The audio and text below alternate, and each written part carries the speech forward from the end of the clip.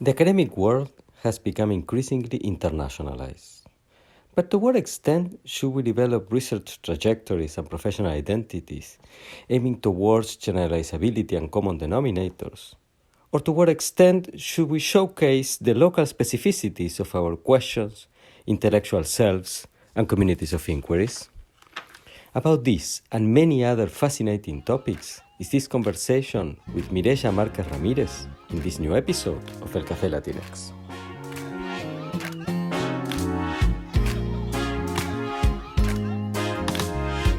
What's the experience of being a Latinx scholar in the field of communication and media studies? What are the main challenges and opportunities that come with our identities?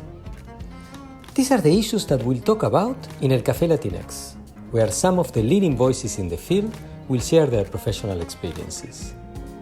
Hola, my name is Pablo Boczkowski. I teach at Northwestern University, where I hold the Hamad bin Khalifa Al Thani Chair in Communication. Together with Mora Matasi, doctoral student at Northwestern and executive producer of this podcast, we invite you to discover the journeys of scholars who are at the cutting edge of creating knowledge about Latinx communication across the Americas. These are our stories. Esas son nuestras historias. Estas son nuestras historias.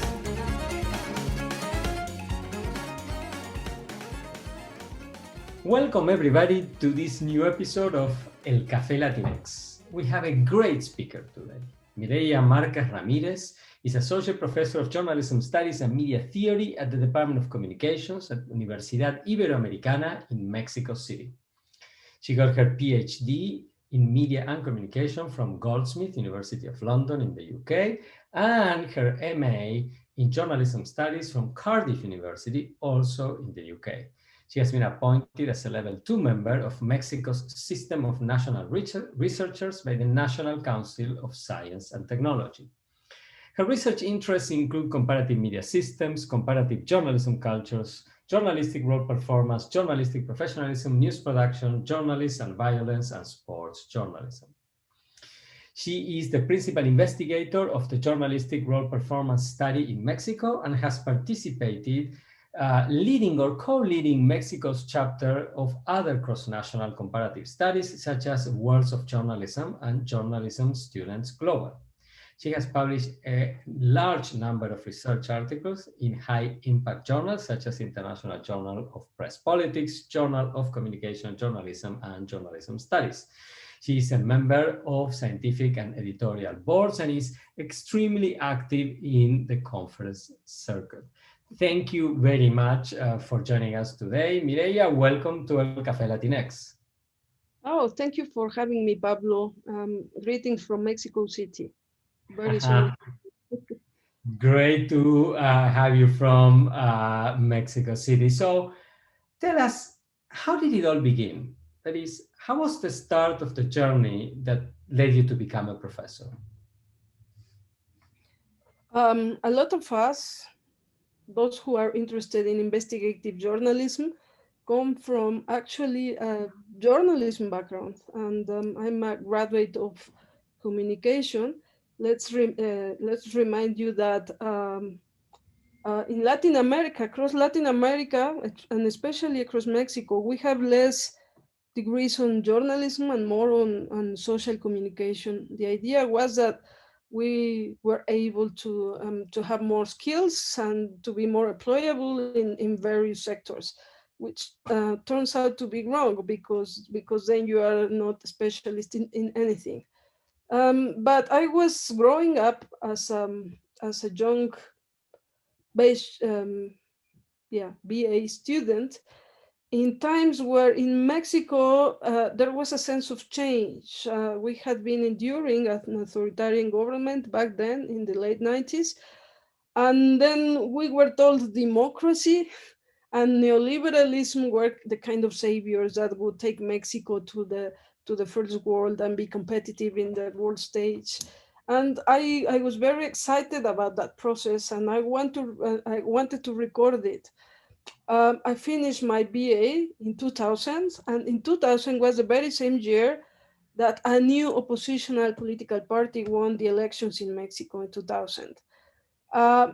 while I did not vote for this center-right candidate, but I was always a lefty. I was very excited to graduate in those days, because I thought, now finally the press will break free from collusion to power and media and political power. So I decided I wanted to be journalist on those days. You had the Zapatista movement going on. You had a lot of corruption cases finally seeing the light and being in the spotlight. But at the same time, it was a process of institutional building and democratic institutions and oppositional parties finally getting a voice in the public sphere.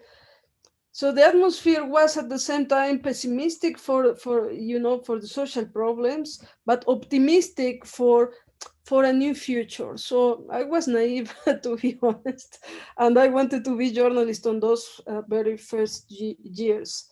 Little I knew that as soon as I began my career, I went into sports rather than into political journalism. And then I realized that no matter how structural the change are at the macro level or the political level, at the agency level, the actors needs to change as well. And you don't change overnight. Journalists need to also learn. They don't need to enjoy press freedom and environment of press freedom. They need to learn how to be free and how to conduct in this new environment. And that's when I realized that a lot has been changed, but a lot have not changed at all. And that there was a lot of continuity. And somehow, by being a journalist, by this time in the early 2000s, I was the producer of a radio newscast.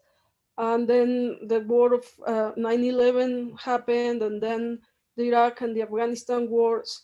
And I realized that Mexican journalism only reproduce the political discourses. So it was no longer about talking one single political party, but you now reproduce the multiple voices and statements being uttered by authorities without actual corroboration. So it didn't feel right, to be honest. I felt like the newsroom dynamics were swamping me, and I felt trapped. And just like the respondents, I felt that I wasn't going to learn anything new in newsroom. If any, I thought I was de-skilling myself. I had studied and read a lot, and journalism wasn't really providing for me neither spaces nor opportunities for me to have this more not critical but prospective outlook of what was really going on in the media. When you are a journalist on deadline, and especially in radio, that you have to produce like sweatshop-like stories, then you lose time. You don't have time to reflect on your profession. So I figure that perhaps academia was a way, to address all these issues. First, I won a scholarship to work at the BBC in London, in the Latin American section, the Hispanic section, and I worked there for 3 months. And I realized how different the cultures of news production were in Britain and in Mexico, and that huge cultural clash kind of led me to try to investigate why are the conditions so different for Britain and for Mexico. So then I wanted to study a master's degree, and everybody was telling me to study a practical master's degree. But I said, I'm already a journalist. I already knew how to use the buttons and the programs, and I have a picture of myself in a radio studio recording my voice and recording my dispatches to Mexico and to Latin American audiences. But that wasn't really endearing anymore. I wanted to do something new and to reflect that activity. And I didn't know back then what were going to be the conceptual tools, but I sensed that journalistic culture, for instance, was something that I wanted to explore. I figured that my reporter colleagues were the way they were because they inherited from their peers or from their seniors. So, so I wanted to know, so how this journalism works, because despite having handbooks and despite having manuals and books and norms, at the end of the day, every day, reporters in Mexico reproduce each other. They have a working methodology, they have a routine. Why? How has this come to be? And I think that was such a powerful question or reflection, very primitive, if you will, but it was a very powerful drive that led me into academia. I wanted to investigate that, and I wanted to stop for a little and investigate that. And between my master's and my PhD, both in Britain, I had a whole year in which I held 3 journalistic jobs in a website, and I also work in a showbiz celebrity program for Televisa. Yeah, with all the frivolity and the vanity that goes on in celebrity culture, I kind of had a revelation. Sports, politics, and showbiz might be different news beats, but they have very similar methodologies, what we call in Spanish declaracionitis. So the tendency to report on a statement only and he said, she said kind of journalism. So why is that journalists that do not know each other, that work in very constrained environments like sports or like showbiz or like international reporters, um, kind of work similarly and have similar approaches to what's news and what is not news. And I wanted to investigate that, and now I returned to London to do my PhD. But soon I realized that perhaps Britain wasn't the best country. Now that I see in retrospective, journalism studies is, I think, more developed in the Netherlands or Nordic countries or Germany or in the United States. But what I did learn from the academic culture in Britain is that they endorse cultural studies pretty much. They study culture and they study meaning making, and it has a great tradition, of course, of this. Also, when I did my PhD back in 2006, as a field, journalism studies was just only beginning to emerge, at least in Europe and in Britain. And we didn't have all these cross-national collaborative projects. We didn't have all these emerging leading figures in the field like Sid Lewis or like Matt Carlson or like Nikki Osher. Digital journalism was just being recorded by people like you. So there wasn't really much. It was sociologists or historians like my then supervisor, Professor James Corran, who studied journalism, but not as a social process, more as a byproduct of a media industry and of media power. So I think it was very important for me to do my PhD in times where the field was building, because I am able now to look back and say, wow, I mean, together we have built this amazing journalism studies fields in which we are now able to locate very particular objects of study, like fake news, like how audiences react to clicks and so on. But back then, for example, I remember my literature review was full of studies of African or Asian studies, but we hadn't theorized yet what journalism culture was, or how it worked, or why differences were so huge. Halin and Mancini were just emerging in 2004. So it has been a fascinating journey, really. Wow, I can tell. So I have so many follow-up questions. Um, Yeah. so you go to the BBC, and from the BBC you go straight to Cardiff? Or did you go No, back to Mexico? I returned to my newsroom for further 8 months because I was on leave. They still paid my salary, and I was the UK correspondent for my radio station. But after that, yeah, I returned to Cardiff. I fell in love with Britain, and for me, it was always. I know maybe it's a cliche, but as a child, I always dreamed to be a reporter, work in Britain, and then work for the BBC. And I think I managed to Fulfill. to fulfill my dreams, but it I didn't grow up in Mexico City. I come from a working class family of primary teachers in Pachuca Hidalgo, a city not far from Mexico City, but where there's virtually nothing and not employment prospects or anything. So I hadn't really figured whom to follow. But there was this Japanese anime cartoon in Mexico from back in the 70s that were showed in the 80s, Sandy Bell.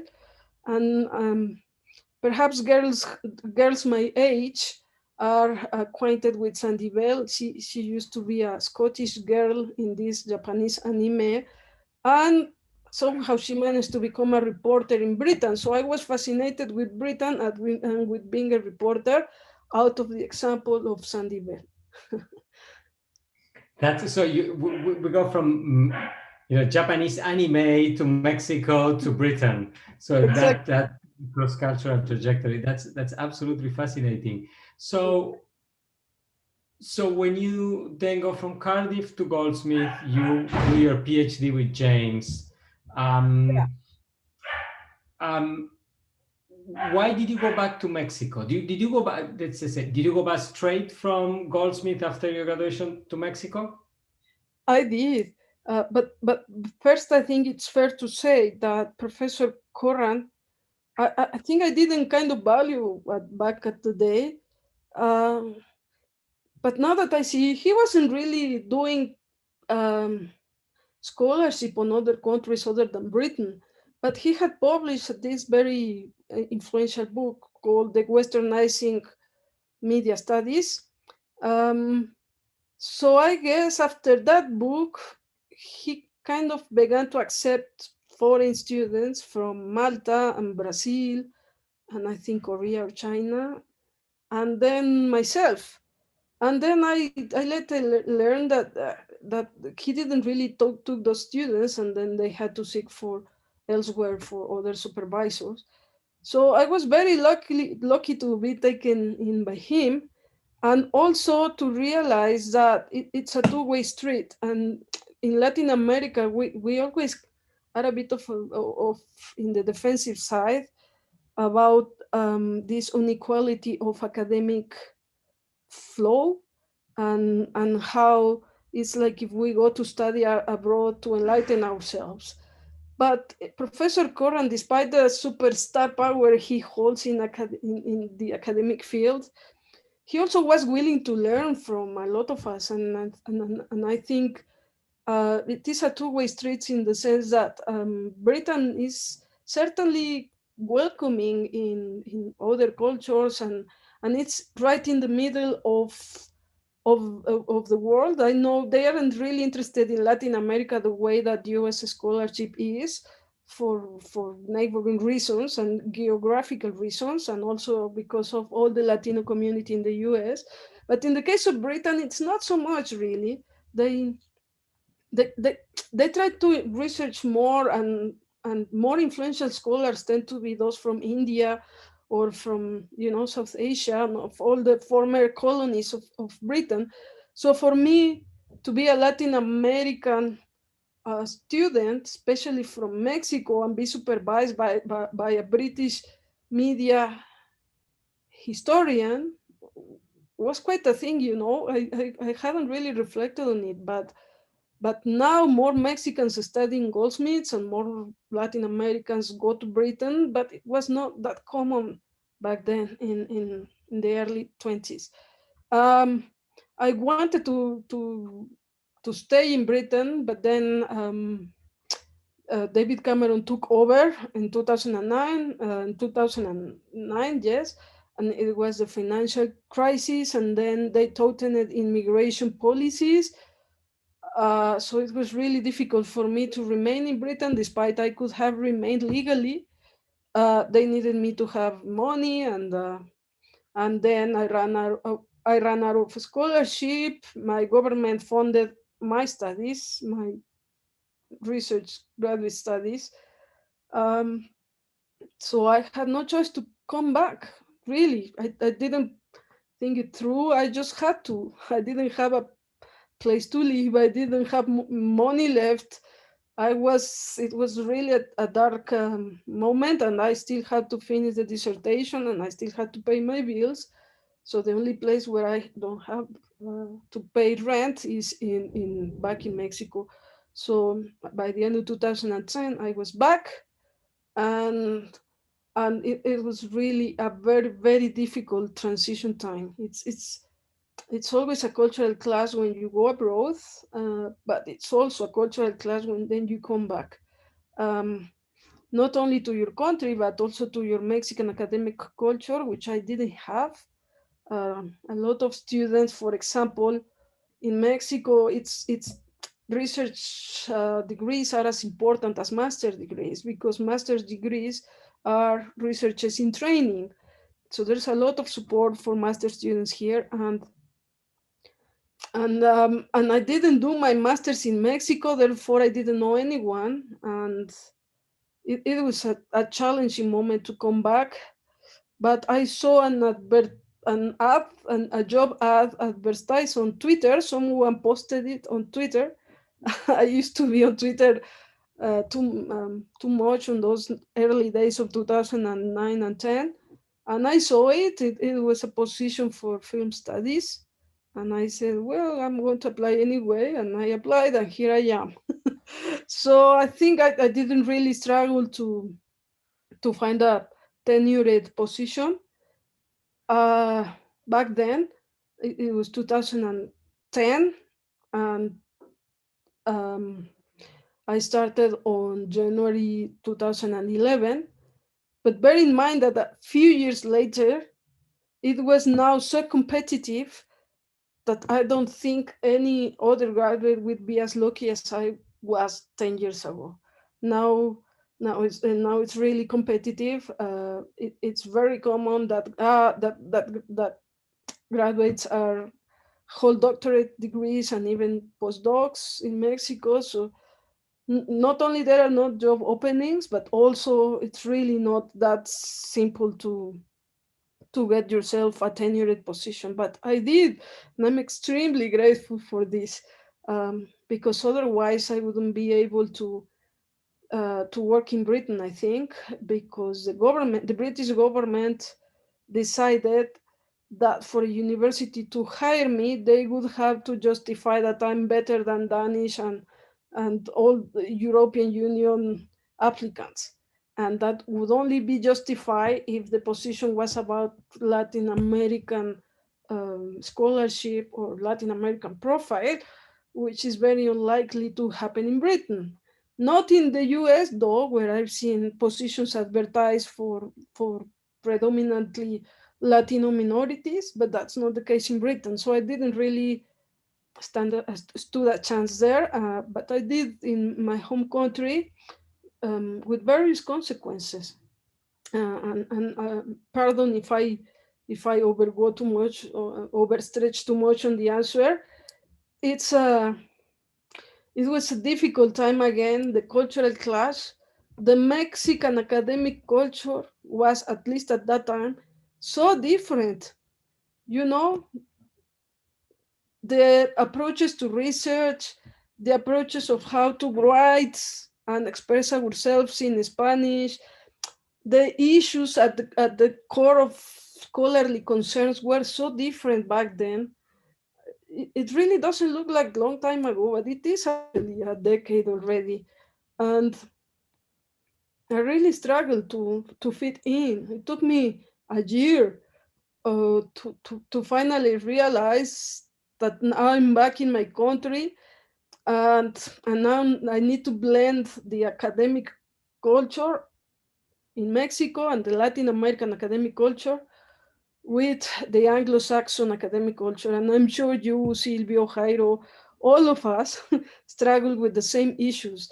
You have to be a Hispanic Latin American when you are abroad, but then you are kind of casted as a foreign when you come back home, and it's not easy sometimes to balance all those two different identities. I think I have managed now, but now I struggle to write in Spanish. I think I write, not that I speak, but I do write much better in English, and now I think in English, and it's sometimes difficult to reconcile both, especially because unlike Nordic cultures, for instance, where English is their second language, we do have Spanish, which is a very prevalent language around the world. Like 23 countries have it as a native language. Why would they want to read something in English? Why? When you have 23 countries that produce and that publish and that are also looking at the same issues, why would they? I mean, there is a lot of resistance sometimes in reading in English. People don't want to read in English, even if they can't. They don't want to, and all my literature and my bibliographic references are in English. And this also raises questions about global South scholarship and how we cast ourselves in this kind of global flow of academic exchange. And sometimes I have identity crisis of who I am. Am I a Mexican in the world stage, or what am I? It's sometimes difficult. I'm sure you relate. Yes, I can relate, absolutely. As you described it, I mean, when you go overseas, and Silvio Weisberg talks very eloquently about this, right? That once you emigrate, you don't really have a main place, right? I mean, you are always itinerant, you are always nomad, and when you return, in part, you still experience that by having been socialized professionally in another country. So what strategies have you implemented to sort of navigate this dual professional identity, and what have been the different degrees of success? What a great question, because I'm on the other side of the fence like you are. Like you are, for example, in the US still, and Silvio still, but you're lucky enough to have foreign sounding surnames, right? So a lot of my students don't know that Silvio is Argentinian, and they don't know that you're Argentinian either. Because George sounds Polish and he sounds who knows what, but certainly not Lopez or Gomez or Gonzalez. So a lot of people only found out about Silvio, for example, in my country, 2 years ago, 3 years ago, or 4 years ago. And when they realized he was Argentinian, their face lighted up. Anyway, about your question. Well, you have to build like in COVID-19, you have to build the airplane while flying, and that's what happens here as well. I think I prefer to publish in English in these journals, because I realize that's who I am. Like the authors who actually inspire my work are published in English. So I think I can relate more to the scholarship if I publish in English. So what I have decided is that when it comes to journal articles, I publish in English, because I also want the global community of scholars to listen what Mexicans have to say. For example, I always think it like this. Right now, Americans are concerned about fake news because now they have Trump, as we were discussing before the podcast. Um, um, I was reading a piece by the Swedish scholar Henrik Ornenbrink, a talented, brilliant scholar. I really admire his scholarship, and he has an article about the three big transformations of journalism, and he speaks about professionalism, commercialism, and digitalization. And I gave that paper to my students, and we were all my Mexican PhD students, and we were all discussing how Western scholars have their lives sorted out. For us, I think yes, professionalization is one big transformation, but what about democratization and what about press freedom? So for me, it is essential to continue to publish in English, to relativize either the optimistic or the very pessimistic outlooks that sometimes Western scholars have. I mean, fine, there are fake news, but there are journalists being killed on the streets for what they do in Mexico. So there are some very simple issues that the global South faces, and which should be there at crucial and key issues to be discussed in scholarship, and they aren't. And we are all researching fake news, but these fake news have been on and on and on in our countries for decades. And it's not just they weren't just born with Trump. They were born here in Mexico with pre-propaganda and with authoritarian governments and so forth. So democratization of journalism is not something that Nordic countries deal with. So I think my voice and those of other Latino and Latin American scholars should be heard more. And it's a pity that that Mellado and there are only a few of us publishing, but at the same time, it's really good news that more and more and more Latin American scholars are publishing in English, to remind the global community that it's not all about them and that there are other very important issues going on in the global South. That for on the one hand. On the other hand, I tend to publish a lot in Spanish, but I prefer to publish more theoretical and reflective pieces. I know that our tendency in Latin America to write essays has been very criticized, but when you do theorize after you do empirical research, then I think it's valuable. I think our research students deserve more situated theoretical frameworks, but not theoretical frameworks from the 80s and political economy and Barbero and all these valuable contributions from Latin Americans to world scholarship, but more contemporary conceptualizations for understanding new and contemporary phenomena. And I think we should aim to build or at least write or at least reflect on all the scholarship and all this dialogue between global South and global North in our own language so they understand. I mean, it's good that people like you publish in Spanish and in English, or Silvio publish in Spanish and in English, but at the same time, we don't have to insulate ourselves, and just because there is this great academic scholarship in Spanish, then we should ignore everything else. And that's probably still the case in many universities in Mexico, although it's slowly changing. So for those of us who have had the opportunity to face both worlds, so to speak, I think we have this kind of ambassadorial duty to translate each other, to try to understand the global north, the scholarship from the global north, and you know, try to challenge it from our own reality without being too relativistic about our own reality. We call it in Spanish the belly button of life. We are not the belly button of anything.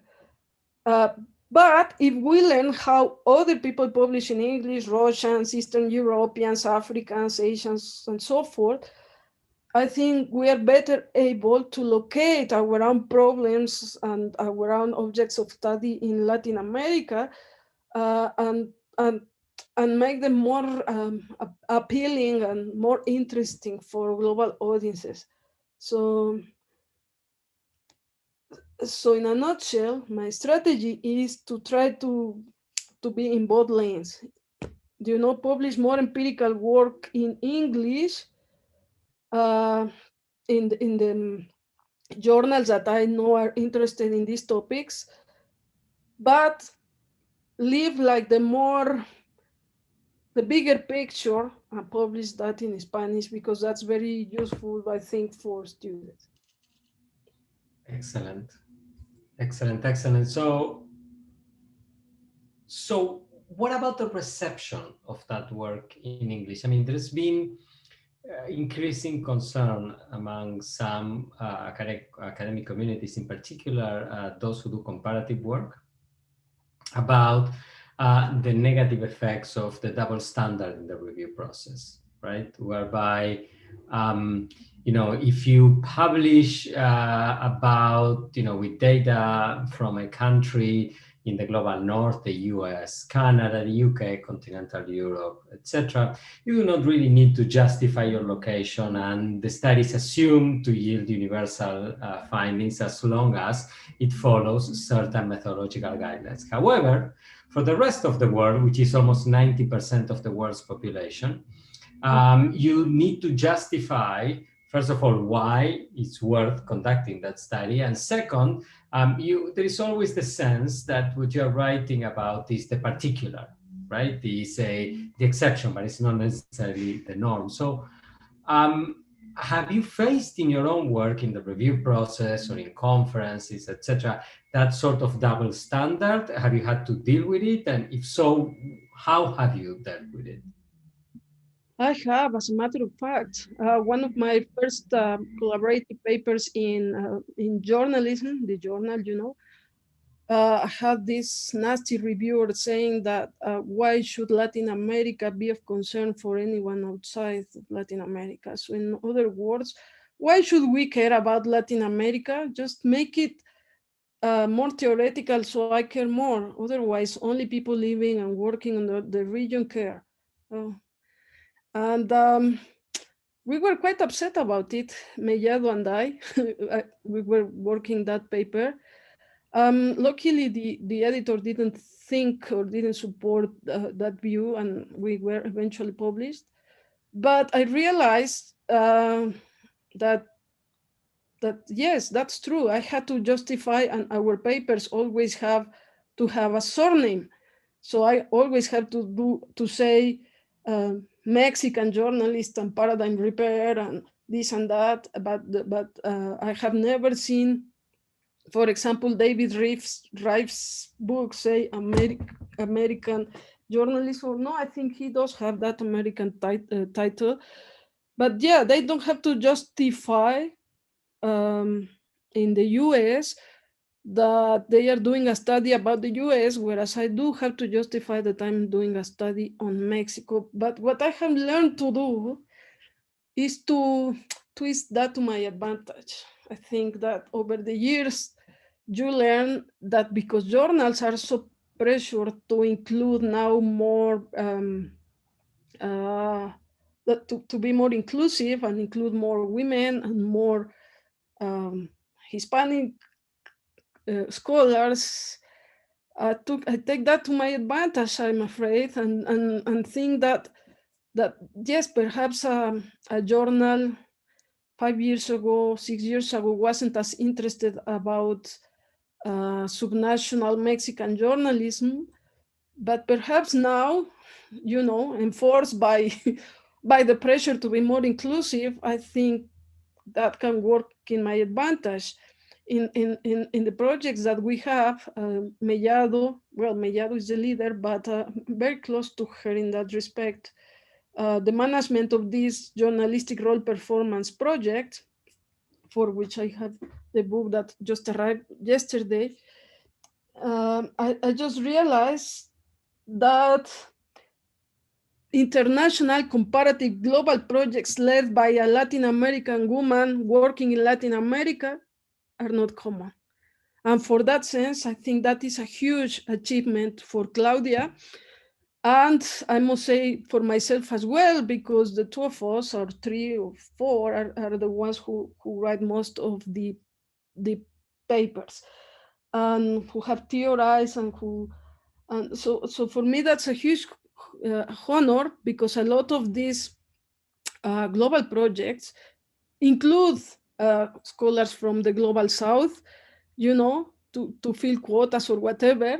But now, yeah, I mean, it's sad, but it's true. But now, luckily, it is now Latin American scholars who are actually leading the projects, and the response has been great. And now we have about 50 colleagues from all over the world on board.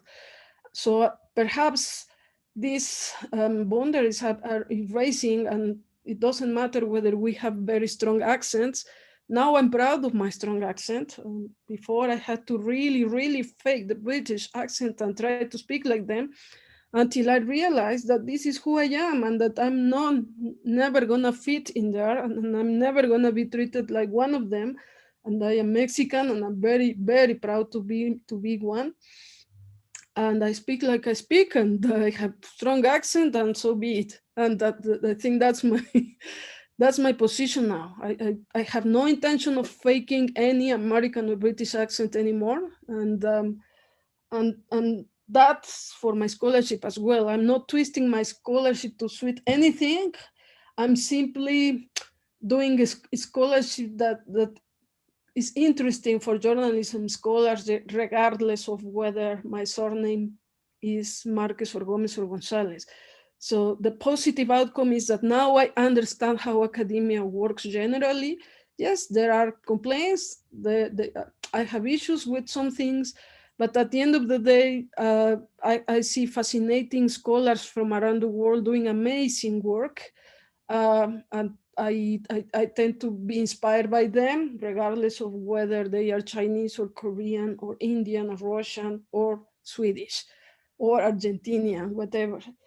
So I expect to be treated the same, right? And I think it is a gradual process that you build. But I have immense respect for women like Claudia Mellado and other Latin American female scholars who have paved the way for the rest of us to have it a little easier. And I expect my colleagues and recent graduate students from around the world and Latin America have those same chances as well. More and more Latin American PhD students are studying in the US and in Britain and in Europe generally. And it's sad that they are not likely to get tenured positions anytime soon. It's also the reality of things.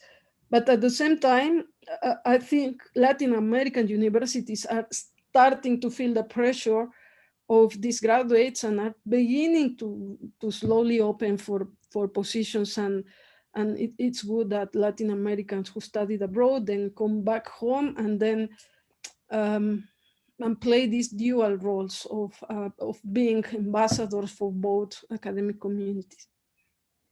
Excellent, excellent, excellent, excellent. I have one final question that you are leading me towards. So, building on what you just said, if you have magical powers, right, and could be granted one wish about how you'd like the field of communication and media studies to change, what would you wish for? Yeah, I could be invisible, so the work speaks for us rather than our surname, skin color, or gender. I think, despite what I said before, we are still not first authors as women, and sometimes it is still assumed that an author is a male. I always have that problem, for example, even with Tuchman, with Gay Tuchman. Students in Latin America think it is a he. They always say el autor, the author. So if I had a magical power, that would be to be invisible, to have no discernible gender or surname or nationality, and to let my work speak for itself. And that would also apply to labels of location in our scholarship. So in order to be strictly evaluated on terms of empirical and theoretical contribution, rather on whether my English is not fit for the journal, because yes, it might not be fit, but sometimes even native speakers of English get those remarks, and I think that's really mean. But if only we didn't have to locate our research in a certain geographical region, I think it would be a fairer review and publishing system.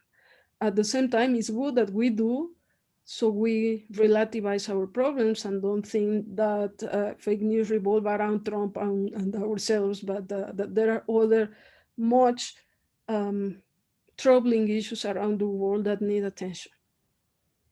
Excellent. That was absolutely superb. Thank you very much, Mireya, for a great conversation.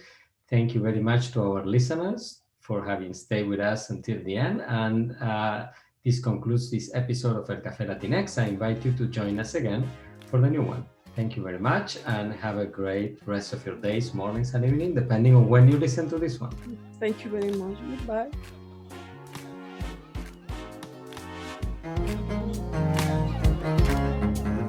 El Café Latinx is a production of the Center for Latinx Digital Media in the Department of Communication Studies at Northwestern University. I am Pablo Boczkowski, your host, and I'm joined by executive producer Mora Matassi.